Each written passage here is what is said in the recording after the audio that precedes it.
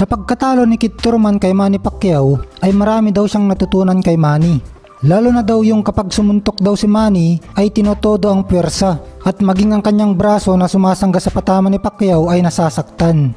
Hindi daw tulad ng iba at maging siya na may mga suntok na setup muna o pameke bago ibato ang todo puwersang suntok.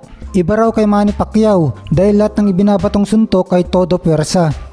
Kaya kapag natamaan ka pwede kang matumba agad at mabibigla ka na lang, nakahiga ka na sa lona. At yun nga ang naranasan ni Kid Thurman sa unang round pa lang ng kanilang laban ni Manny Pacquiao.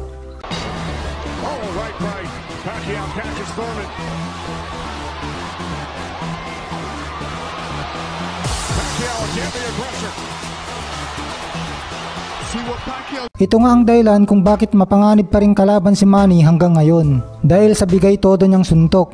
Dagdag pa ang kanyang matinding karanasan. Matinding karanasan dahil puro dekalidad at mga champion ang karamihan niyang nakalaban. Malamang ito ang gustong gayahin ni Kid Thurman sa mga susunod niyang laban. Ang ibuhos ang lakas niya tuwing siya ay susuntok. Total malakas din naman ang suntok niya. Kaso kinakailangan mo ng sobrang dedikasyon at matinding pagpapakondisyon ng katawan dahil kinakailangan ng matinding resistensya ang laging tinotodo ang suntok. At si Manny Pacquiao ay matinding mag-ensayo, kaya niya nagagawa ito. Marami nang nagkwento at bumilib kay Manny, lalo pa sa mga ka-sparring mate niya, na halimaw daw talaga si Manny sa ensayo. Kahit pinapagpahinga na raw siya ni Freddie Roach ay humihirit pa. Sa kanilang pagtakbo pa nga daw, napakakunti ang nakakasabay sa kanya. Kapag pinapanood mo nga ang ensayo niya, tulad ng ehersisyo niya sa kanyang tiyan, ay maiinip kang panoorin sa sobrang tagal. Napakatyagang mag-ensayo at magpahirap sa kanyang sarili.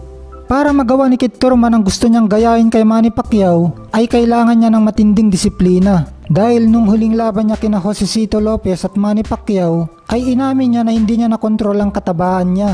Kaya imbes na mag-focus sa strategy, malaki ang kinain ng oras niya sa pagpapapayat. Ito nga ang isa sa idinadahilan niya sa pagkatalo niya at pagkaagaw sa kanya ng kanyang belt ni Manny Pacquiao. Salamat sa panonood, paki-like, comment, share itong video at subscribe ka na rin. Salamat!